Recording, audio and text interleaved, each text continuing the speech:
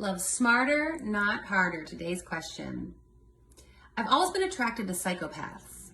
I know it comes from the fact that my father is a narcissist and I like how smart they are and I can adore them, something I cannot do with other men. But I also know how weak they are from an emotional perspective.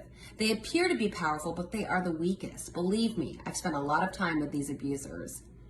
People around me say that I'm beautiful and successful, and I love myself.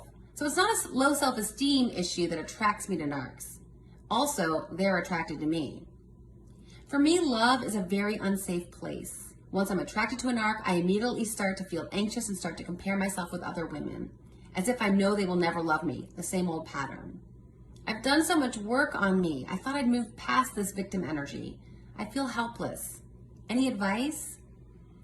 Well, on the one hand, you have a lot of awareness that you tend to be attracted to narcissists or antisocial personality disordered men. And you know that they posture and present a very powerful and confident facade, but that it's overcompensating for the weakness and the insecurity that they are masking. So you have this awareness, and yet you still feel drawn to these men, and they seem to be drawn to you. And then you go into an anxious mode when you know that you are attracted to someone who is incapable of giving you any kind of love and emotional support.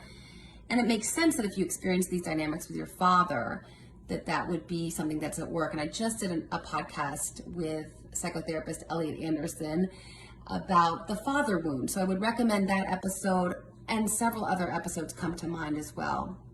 One would be my podcast episode with Ken Page, the author of Deeper Dating. It's episode 63.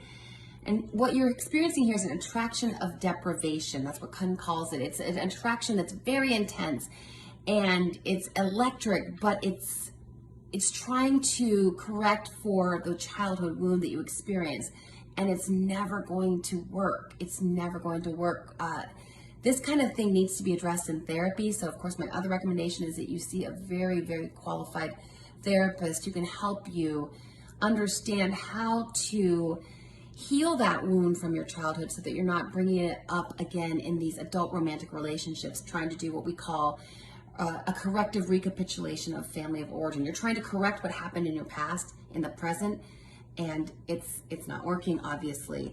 Another episode is episode 93, Recovering from Narcissistic Abuse, and that's with Dr. Annie Kazina. Also, attachment styles in dating, because you brought up anxious attachment. That's episode 102.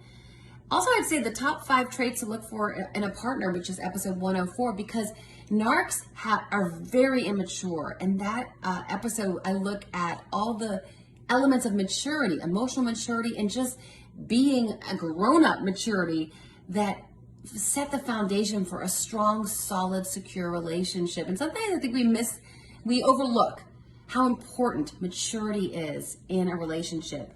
And then finally, I'd suggest that you look to episode 112 with Dr. Rhonda Freeman, and it's called Rewire Your Brain to Heal from Trauma with neuropsychologist Dr. Rhonda Freeman. I'm laughing a little bit because my dog has just put a tennis ball on my lap and wants me to play fetch right now in the middle of my IGTV. So that one will be great because we need to get your brain wired in a healthy direction that will be one that can then help you find healthy, solid, strong, mature men attractive and leave these narcs, these insecure, immature narcs behind you. I hope that helps.